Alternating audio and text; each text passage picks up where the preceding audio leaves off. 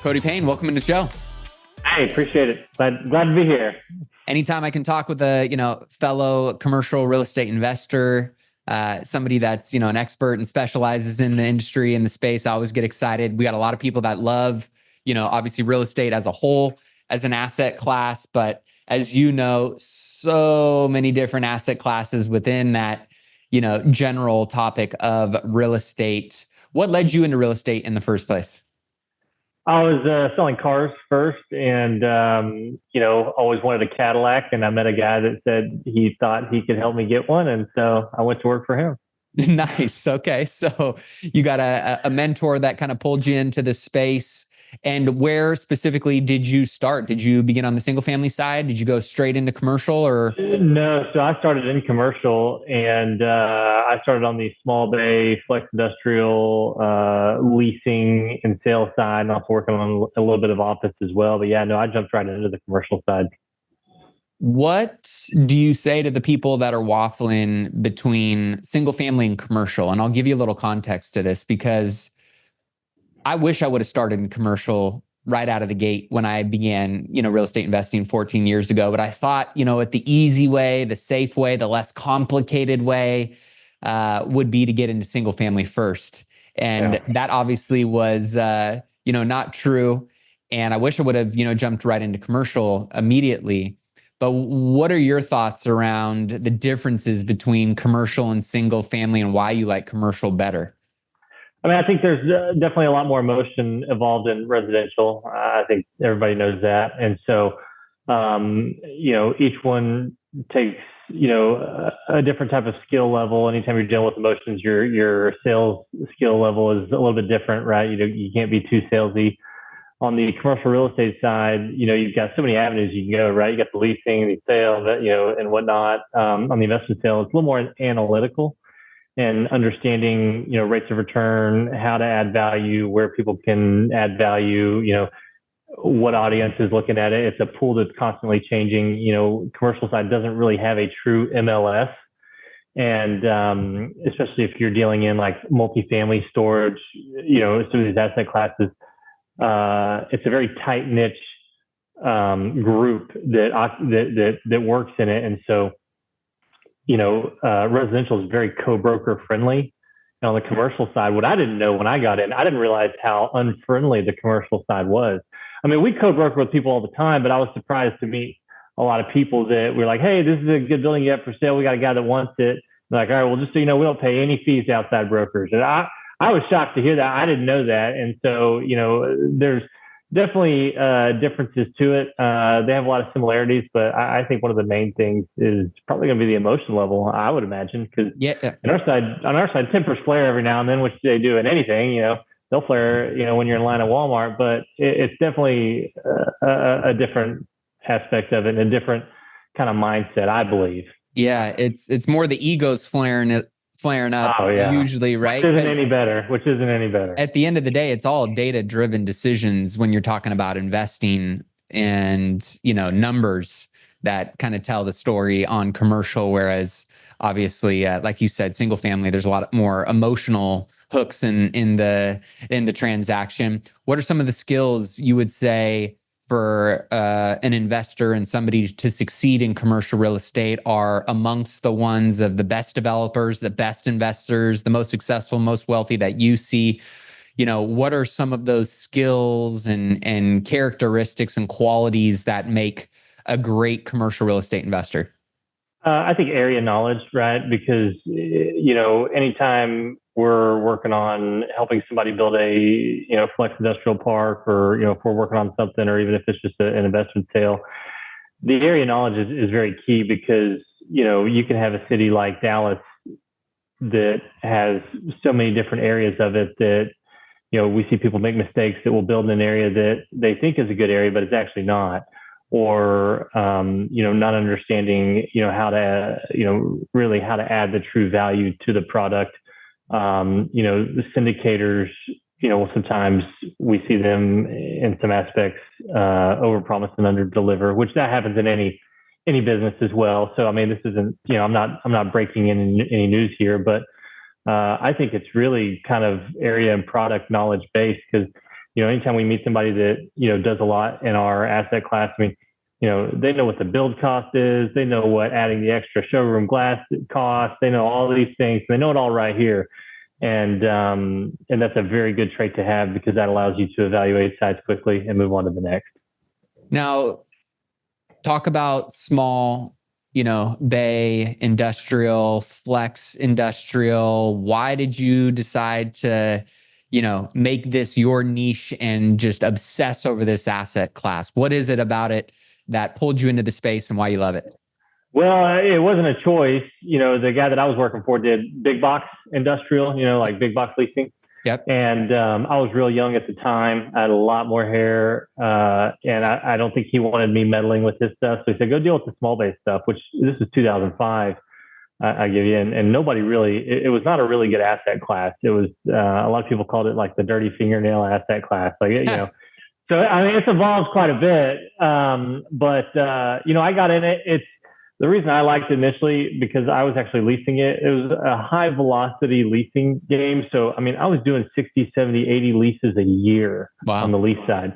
Yeah. And so, if you get in the investment sales side and the market goes down, you're not selling as much. I mean, you feel that hit more than you would if you were doing that amount of leases, right? At that time, if I was doing, say, 70 leases a year and I missed out on 5 or 6, I mean, you really didn't notice it as much. And so I liked it because I liked the high octane, high energy, the move and go, not a lot of decision making involved in it. People would come look at the space, and sometimes they'd sign a lease right there. And, I could get paid, make that Cadillac payment like I always wanted, and move on down the road. And so I kind of fell into it that way, and then slowly evolved into the investment sales side and then development side, and built a really good team around me that's been with me for many, many years.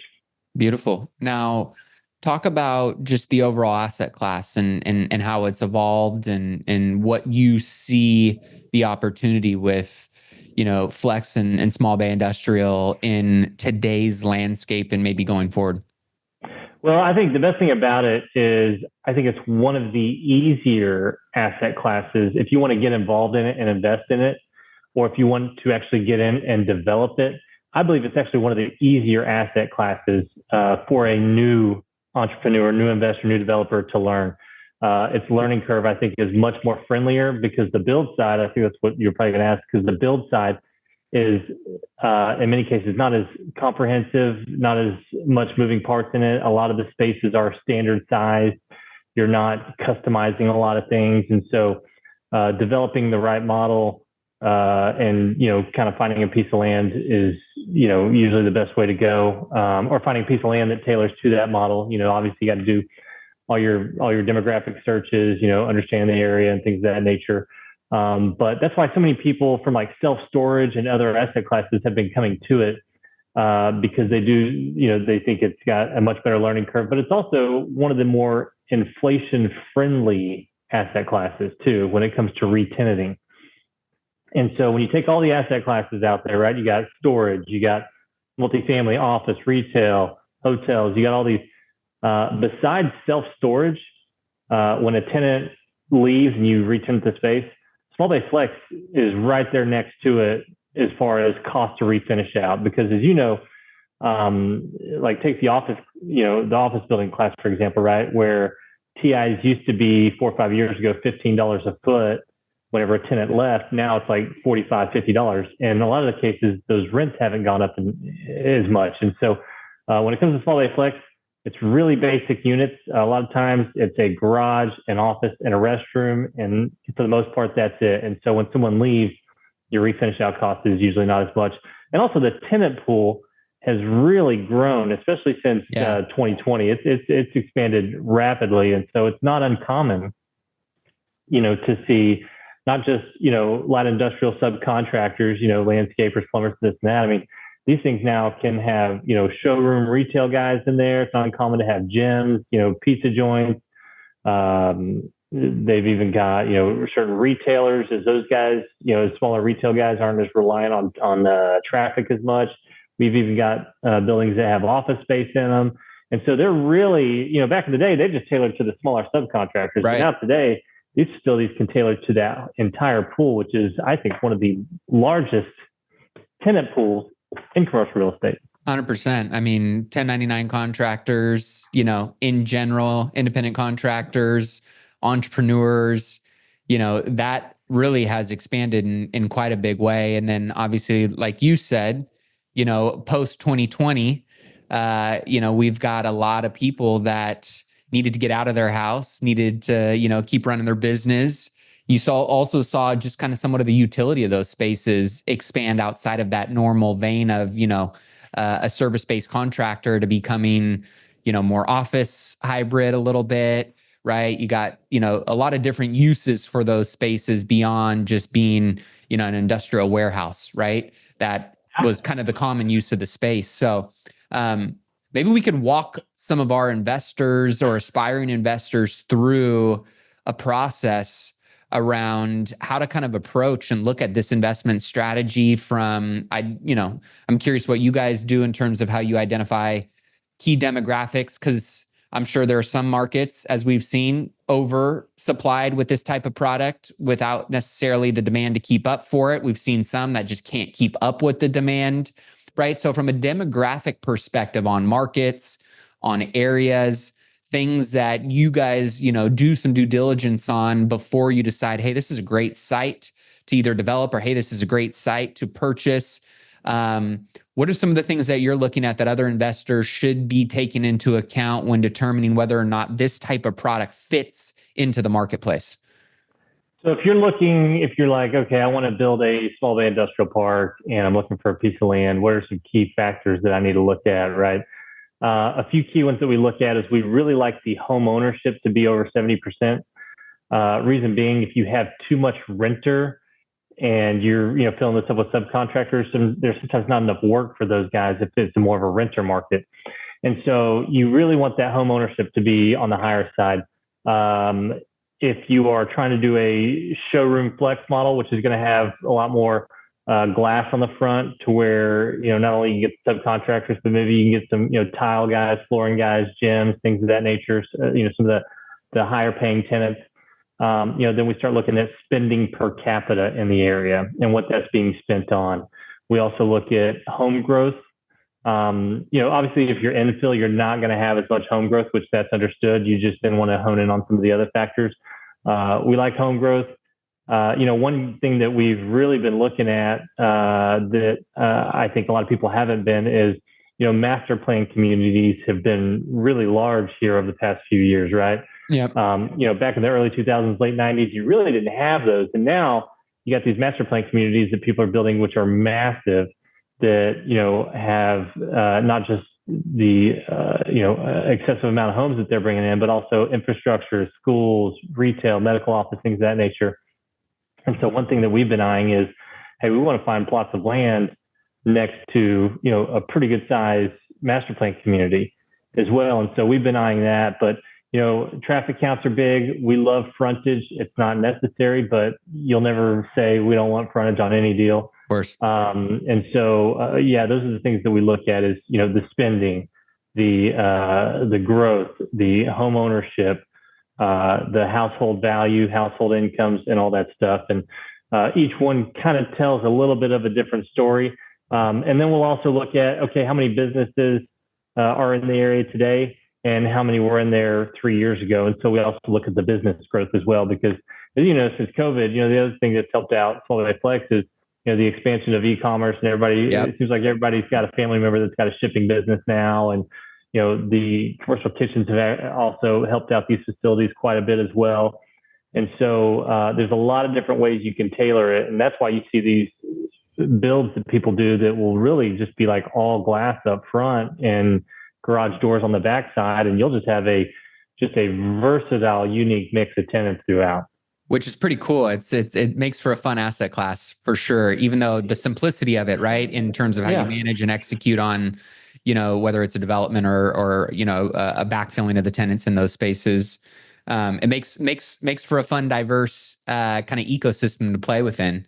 I think it also, just by you saying that, I mean, what that also does is when you've got such a diverse tenant mix, that also helps you ride economic waves a little bit better too, because, as the office market or retail market or whatever market's kind of going up and down, you're not just tailoring to just this base. You've got multiple tenant bases that you can collect from. And so that's why I say that's probably the best thing about it is your tenant base is so much larger than what it used to be and a lot more diverse.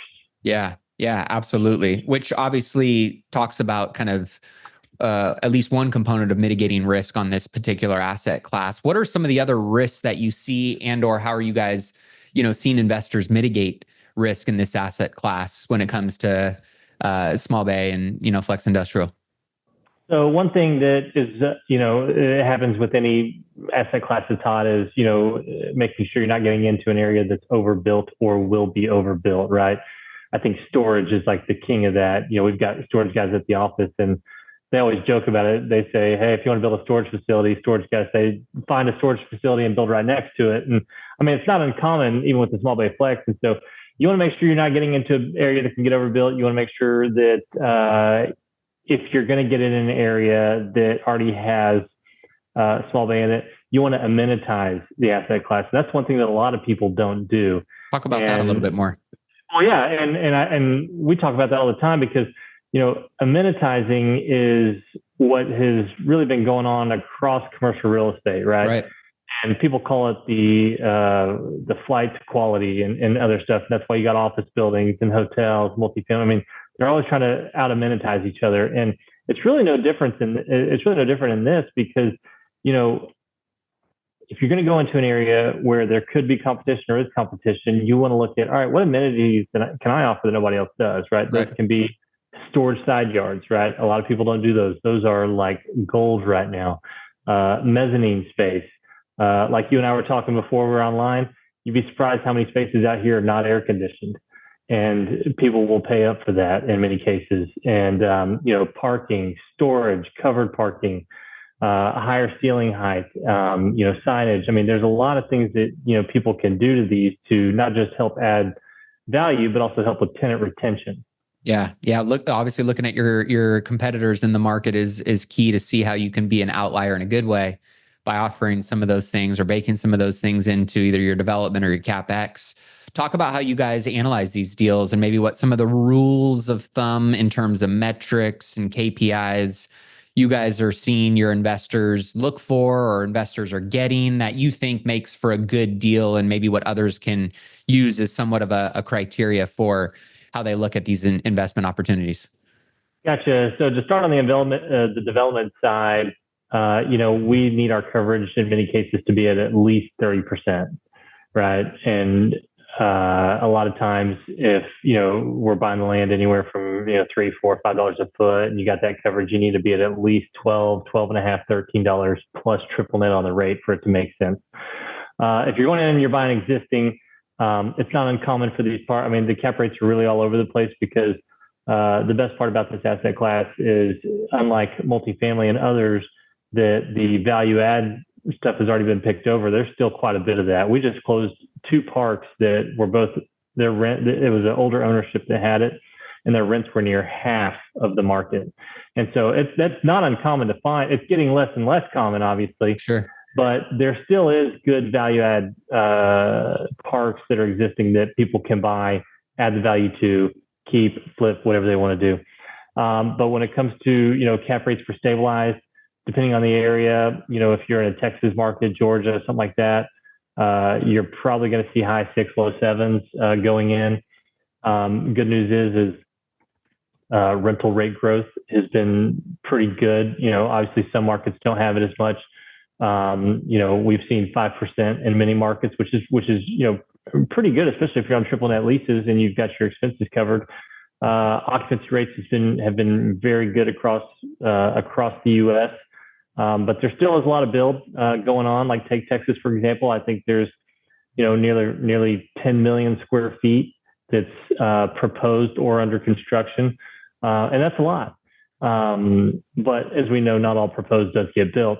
And so, it really depends on how you're going into it. If you're going to build, then, you've got figure out obviously your cost, your debt cost. If you're syndicating, your payback cost, because you're going to have about 18 months before you start making a single dollar out of the deal.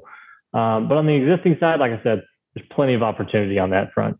Yeah. And what kind of, return thresholds are your investors aiming to get on these types of deals so people can understand what they're competing against when it comes to, engineering the financial models and where they're going in at and what they're trying to get on the back end?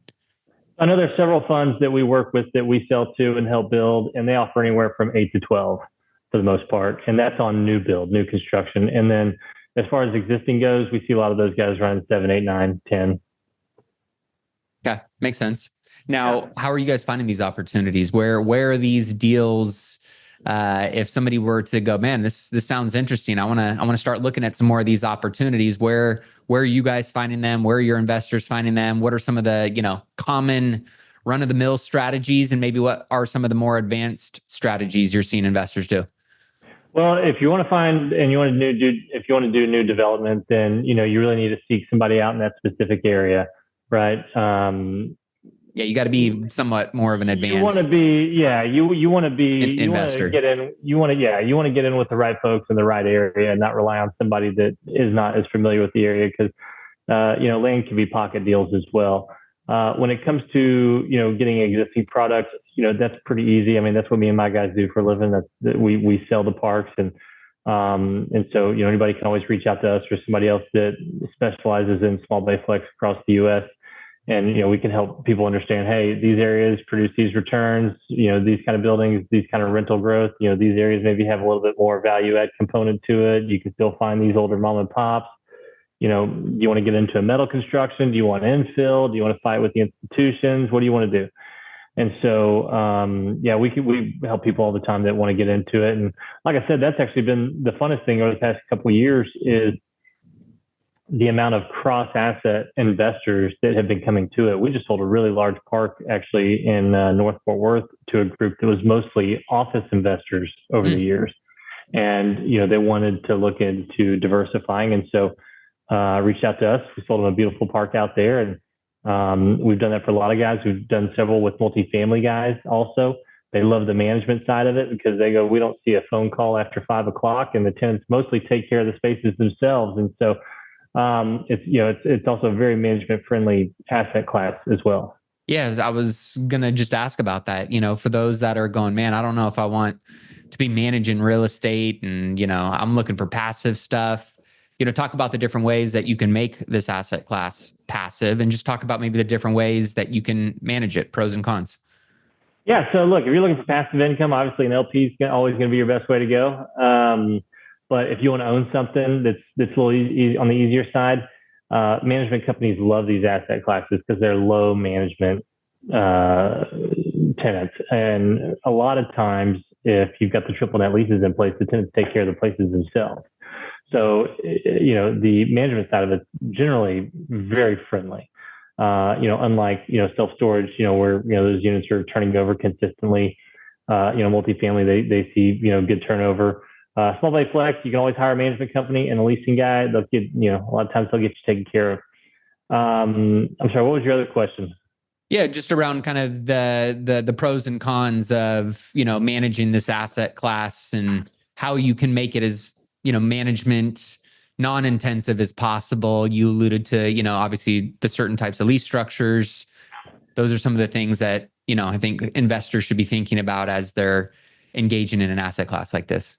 Yeah, and so if you're looking for a more friendly lease structure, obviously triple net's the best way to go. We do see a lot of industrial growth, which means the landlord's taking on a little bit more responsibility, not getting reimbursed for taxes, insurance, and common area maintenance. And so, outlining those, is going to be, I think, key. I mean, as far as the cons go on the management side, I mean, you do typically need somebody to management, so that's really the only con. Management fees we typically see run around 3 to 4% of the gross income. But like I said, the good news is it's not hard to find a property manager for this type of stuff. What's the likeliness of, someone going into this and actually getting triple net leases for this asset class with, it obviously would probably depend on what other similar product in the market is offering and, how you match up to that. Probably the type. It's not hard at all. When I first started, they were mostly gross leases. That's not the same situation as today. We're bringing out 3 projects right now. They're all triple net leased. There you go. So it's becoming a lot more common. And for those that don't understand what a triple net lease structure is versus maybe a gross lease, can you explain that a little bit? I have no idea what it is, actually. No, I'm just kidding. I was like, damn, man, I got the wrong interview. I was hoping you would not ask that. No. So a gross lease basically means the tenant just pays their rent and that's it. They have no other charges on it. You as the landlord, you're going to take on the repairs, maintenance, taxes, insurance, everything. When you have a triple net lease, the tenant's going to reimburse you for those items. And a lot of times in those leases, obviously it depends on how you structure it, but a lot of times those leases, those tenants take care of everything in their own space, right? And so how we like to structure them is, they take care of their AC, they take care of everything. So if there's a problem they have, they call and get it fixed. They don't call us. And so Yep. You've got that. And then obviously you got absolute net, which you don't see as much on the small bay unless it's, just a few tenants. We have seen it. And that's where you can actually bill back for roof and structure. But it's going to be very rare. Most of them are going to be on triple net leases or industrial gross. Yeah, but it's as you mentioned, right, a great way to pass back those operating expenses back onto the tenants for their pro rata share, whatever they're taking up in the building, and it ultimately just inflates your value, right? Because you're dropping more more to the bottom line or your NOI, which is obviously how commercial real estate is done. So, that's a good investment / value add strategy for those that might be looking at this in terms of buying a building that might be on all, full service gross leases. And just by transitioning over, your tenants to that triple net type of lease structure can make a significant difference in your value and the returns you get on that investment. Oh yeah, no, I agree because when you're on a triple net lease, just take for example, say your rate's $12 a foot, that's your base rate, and then you got your nets on top of it. A lot of landlords, or a lot of investors will buy projects that they think they can bring the expenses down and increase their base rent. Yep. And so, because your base rent's your profit, your triple nets are just your expense reimbursements. And so, that's something that we see quite often is people coming in and going, "Hey, this guy's running at $4 a foot. We can get it down to 2.5." And now what they then do is then bump the rate up for the tenant on the base rent side. Now you're collecting an extra $1.50 a foot just in base rent. And so it's not uncommon to see that, office space and retail, a lot of those guys are big on that. Yep. And so it's the same in the small bay side. Yep. It's just understanding how to play the game and, strategizing and seeing where that arbitrage is. That's the beauty of commercial real estate, man. And which I love so much is, you don't necessarily have to get out there and swing a hammer and do all this heavy lifting to get, forced value into your asset or to, juice some of your yield. You can go and do it on a piece of paper and just get strategic with how you're structuring your leases with your tenants. Oh yeah, you can get creative. You can get creative with expenses, expense reduction, on the build side. There's so much you can do to it as well. Like I said, this asset class has evolved exponentially over the years, and I see it continue to do so. And I think it will be a heavy institutionalized owned asset class in the future. I think it's on a similar trajectory as self-storage, which is, anytime institutions own a heavier part of the asset class, that all that does is compress cap rates, which brings pricing up. Yeah. Yeah. So talk a little bit more about that in terms of, I was going to ask your future outlook on the asset class and maybe the industry and the market as a whole. You seem to be very bullish on this. Some people, might say, is it overdeveloped? Too many people already in that asset class or space? Sounds like you feel the opposite. What are your thoughts on that? Man, there's plenty of room to grow. And it's because of how diverse it is. I'll tell you, it's mostly privately held real estate as it sits right now, which, as you know, self-storage was the same way in the late 90s, early 2000s. Yeah. And that was mostly what, people call mom and pops or private ownerships. And, today it's one of the heavier institutionalized asset classes. Multifamily is, heavy institutionalized. So is office, so is retail. This is not, but it has started to gain more and more percentage on the institutional ownership over the past 5 years. And it's because they see it as a good inflation fighter asset class. They see it as a good cash flowing asset class and, a really large tenant pool. And that's why they like it. And so groups that we approached 5 years ago, 10 years ago that said absolutely not, a lot of those guys are looking at it and actually buying it now. And so you've got a huge, and, Blackstone, one of the largest institutions in the world, just a couple of years ago, I mean, they made a huge splash buying billions of dollars worth of Flex all across the U.S. And so that just tells you how much that they believe in it as well. Yeah. Now, for those that are trying to wrap their head around, the financing and the debt and equity structures, what are you seeing right now, and what should people be thinking about in terms of how to, financially take some of these assets down? Well, obviously, if you're going to do a new construction, you're going to get a construction loan, which are, just be honest with me, they're not the friendliest right now. It's tough making those numbers pencil. Oh, I know, but we still are. We got guys financing anywhere from 8.5 to 10% on projects, still penciling. A couple of recent deals that we did as far as existing investment, we've seen 6.75, 7.25, 7.5, and 8% done on those. Okay. And in terms of kind of loan to value on those, what are you seeing on that side? So the two that I was telling you about that were severely under market, they had to come up with 50% down just because their rents were so under market. Okay. But their game plan is to quickly convert them because they were short-term leases. So, they've got a 1-year strategy to convert a lot of those guys and refinance and get some of that money back out. Traditional, when it's stabilized, we see people getting away with 30% down right now. Okay. There you go. It's not bad. Not bad at all. Now, if individuals are looking to learn more, to get in the space, they want to connect with you, what's the best place for them to connect with you guys? Easy. flexbusinessparks.com. You can find me and the team there. We've got everything you need to know, different models. We actually have financial models that people can download and use. We've got a great book that people can access. We've made it very friendly for a lot of people across the U.S. that are looking to get into it. And obviously, me and the guys, we're super easy to get a hold of. We're always on LinkedIn and having a good time. Cody Payne, thanks for coming on the show, man. Appreciate it. Man, I appreciate it.